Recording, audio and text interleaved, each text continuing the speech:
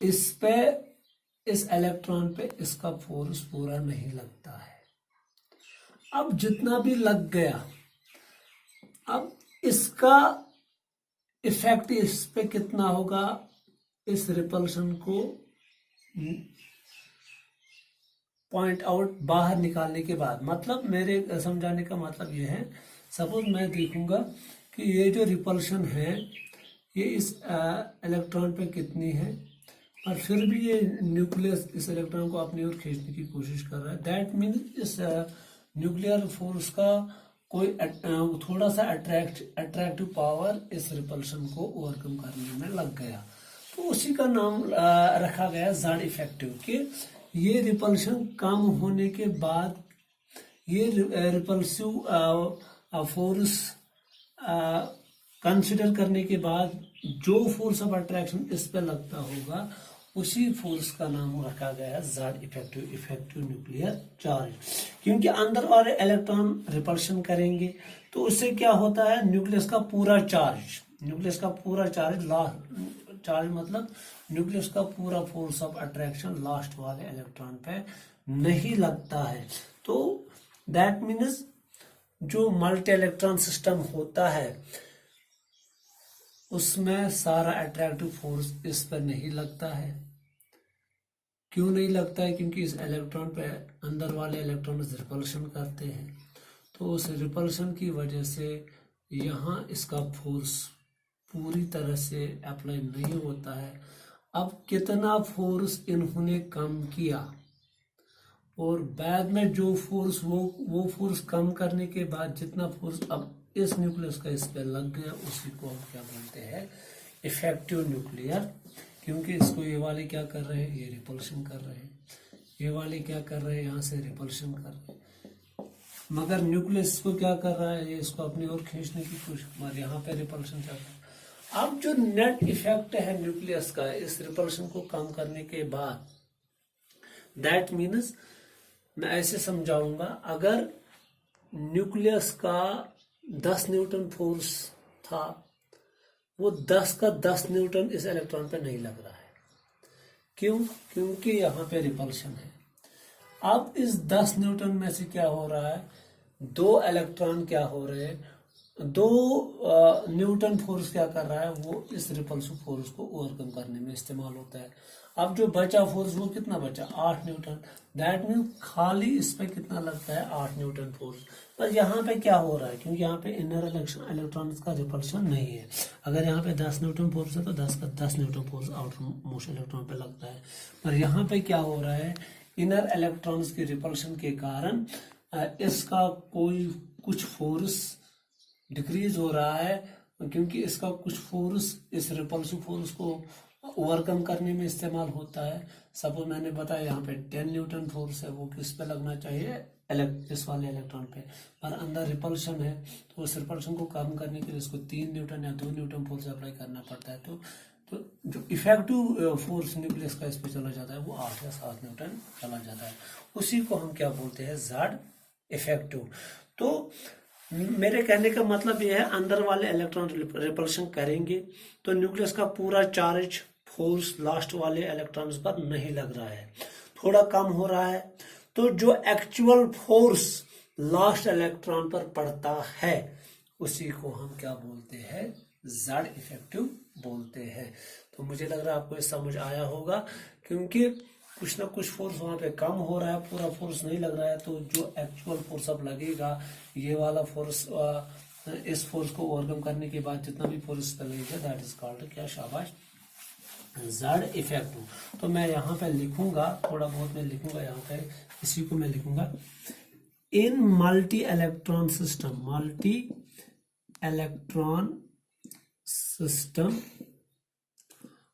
all attraction of nucleus is not on a differentiating electron मतलब here differentiating electron मतलब here जिस electron को मैंने यहाँ पे सिलेक्ट किया, that means this is differentiating electron. इस डिफरेंशिएटिंग इलेक्ट्रॉन पे क्या, शाबाश, अट्रैक्शन ऑफ न्यूक्लियस, सारा ऑल जितना भी, अगर यहाँ पे 10 न्यूटन था तो 10 के 10 न्यूटन इस पे नहीं लगते हैं, क्योंकि इसका कोई इस फोर्स में से कोई फोर्स यहाँ पे रिपल्सिव फोर्स खत्म करने में इन्वॉल्व होता है। तो वही मैंने लिखा, multi electron system all attraction of nucleus is not only differentiating electron, that is, यहाँ पे मैं लिखूंगा that is inner electrons act as shielding, वो शील्ड कर रहे हैं इस फोर्स को, शील्डिंग, और हम ऐसे भी लिख सकते that inner electrons act as shield, shield लिखेंगे, शील्ड और स्क्रीन फॉर न्यूक्लियस, ये न्यूक्लियस के लिए एक रुकावट बन जाते हैं, पर्दा बन जाते हैं। जब बीच में शील्ड आएगा तो न्यूक्लियस का पूरा फोर्स इस पर नहीं चला जाएगा, तो उससे क्या, एक्चुअल फोर्स इस पर नहीं लगेगा, जो एक्चुअल फोर्स होगा वो कम होगा, जो हम एक्सपेक्ट कर रहे थे 10 न्यूटन लगना चाहिए और वो 10 न्यूटन नहीं होगा। तो हम क्या लिखेंगे, screen for nucleus and differentiating electron and differentiating electron, due to which, shabash, electron will not experience full nuclear charge, जिसको हम बोलते हैं फोर्स। तो उसका पूरा 10 का 10 न्यूटन फोर्स इस पर नहीं लग रहा है, क्योंकि बीच में शील्ड किया है इन इलेक्ट्रॉन्स ने, इनर इलेक्ट्रॉन्स ने स्क्रीन किया है, तो कोई इसका वैल्यू इस पे यूटिलाइज होता है ये काम करने के लिए। तो जो एक्चुअल, हम यहाँ पे लिख सकते हैं, आप लोगों ने बनाया होगा ये, तो यहाँ पे मैं लिखूंगा the actual nuclear charge, actual nuclear charge, यहाँ हम क्या लिखेंगे, force experienced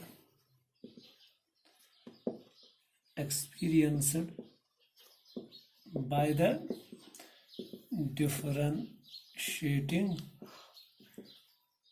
electron, by the differentiating electron in the figure,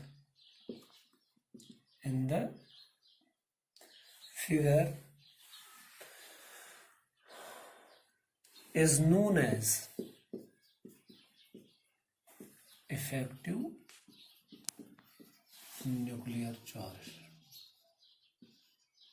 इसी को हम क्या बोलते हैं, इफेक्टिव न्यूक्लियर चार्ज या Z इफेक्ट। तो मुझे लग रहा है आपको ये समझ आया होगा। तो ये किसके बराबर होता है, एक फार्मूला है इसके लिए, Z इफेक्टिव किसके बराबर होता है, शाबाश, Z minus sigma. What is sigma? Sigma is a constant, that is known as Slater's constant।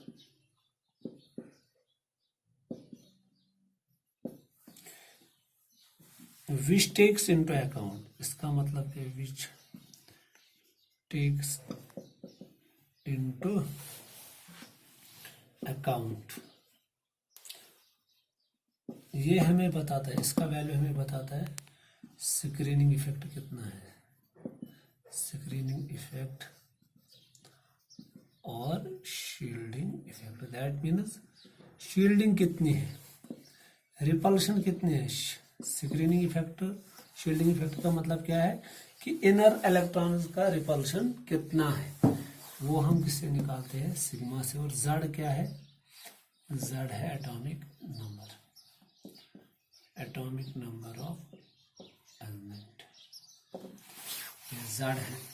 तो अब यहाँ पे टर्म आ गई स्क्रीनिंग इफेक्ट। मैंने पहले बताया स्क्रीनिंग इफेक्ट क्या है, ये कुछ भी नहीं है, सिंपली ये हमें बताता है कि इनर इलेक्ट्रॉन्स का रिपल्शन कितना है आउटर मोस्ट इलेक्ट्रॉन पे, दैट स्क्रीनिंग इफेक्ट से हमें पता चलता है कि रिपल्शन कितनी है। अगर हम यहाँ पे लिखेंगे भी क्या है ये लिख सकते हैं हम। तो जब हम लास्ट में देखते हैं sigma is also number of protons, क्योंकि मैंने आपको बताया जो न्यूक्लियस का फोर्स है that is because of positive charge protons. Nucleus का जो चार्ज होता है वो पॉजिटिव चार्ज होता है, that is due to protons. Suppose अगर 10 प्रोटॉन्स का फोर्स लग रहा है लास्ट के इलेक्ट्रॉन, अंदर रिपल्शन हुई, तो कुछ प्रोटॉन्स क्या करेंगे, सपोज इन 10 में से 2 प्रोटॉन्स का फोर्स, 2 प्रोटॉन्स का चार्ज इन्वॉल्व होगा रिपल्शन को क्या करने में, शाबाश, कम करने में, टू ओवरकम रिपल्शन। तो अब जो प्रोटॉन्स बचे न्यूक्लियस के वो कितने बचे, 8। दैट मीन्स 8 प्रोटॉन्स का फोर्स अब किस पे लग जाएगा, डिफरेंशिएटिंग इलेक्ट्रॉन पे, क्योंकि 2 प्रोटॉन्स का वैल्यू किस में, टू ओवरकम शाबाश रिपल्शन, टू ओवरकम शील्डिंग को खत्म करने के लिए 2 प्रोटॉन्स इन्वॉल्व हुई। That is why we are here considering sigma is also number of protons. Number of proton जब हम लास्ट में देखते हैं तो ये भी नंबर ऑफ प्रोटॉन्स